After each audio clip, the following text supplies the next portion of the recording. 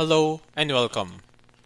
Regular media outfits readers often assume that news is same as opinions. We are going to be investigating on how the New York Times helps reader to distinguish the news from opinion. At this point, Mr. Christian Sabularse from AB Journalism 4th year and Mr. Michael Dakut from AB Journalism 2nd year will report on how this American daily newspaper drew a clear line between these two sections of journalism.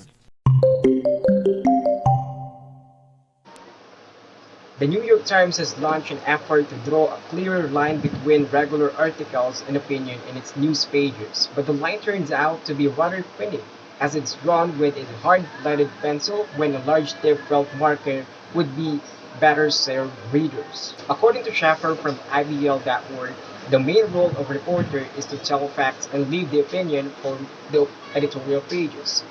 Everytime reporters must remember that audience is clever enough to draw their own conclusion and decide which information is more significant. Some readers frequently complain that some columnists and reviewers are too opinionated to be and the news pages are likely to be especially interested in. The Times decision to publish definition of what constitutes a review or a column there. The helpful definitions make clear that columnists and the news pages are not as unfettered as those and papers, editorials, and op-ed pages, which are totally separate operations. Even readers in 1970 could clearly differentiate between news and opinion.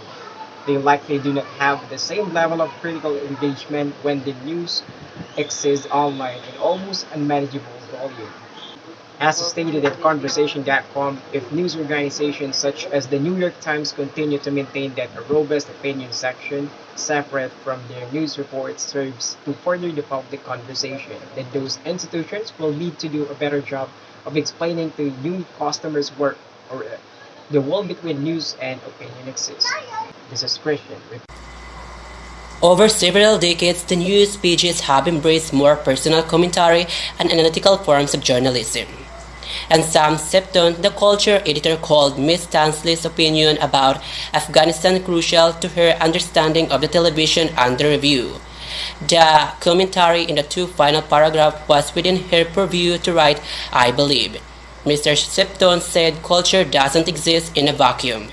My initial instinct was that the mandate to use rigid right typography for the text of all articles that aren't straightforward news would be a sweeping and effective alert for readers, especially in the gray area involving analytical and interpretive forms of journalism. But after tasting the idea on a few non-journalists who tended to be oblivious to the rigid right typography, I concluded that the signal will be a minimal value to many readers, if not must, only when a news analysis runs on the front page, where rigid right is seldom seen. Is the technique likely to catch the eyes of many readers? The News Opinion Divide Committee left a worrisome gap in recommending published daily, like Metro and Business Day. Readers venturing beyond like Thursday Styles, Science Times, and Sunday Business, with their extensive use of first-person essays. Advice and analysis are places where readers deserve clear and concise labeling. Michael Dakot reporting. Suddenly, a journalist in the future here, we can measure what is heavier or better in a publishing in news. Should the truth to be applied, or only one owns opinions? For me, the truth is even more important when you make or launch a news story when we say that the opinions doesn't seem to be true.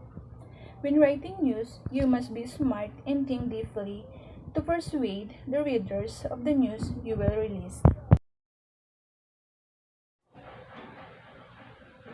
Their put-forward solution for consideration included drawing a broader, clearer line between opinion and news, as well as an audacious pledge not to punish news scoffers who criticize the editorial page.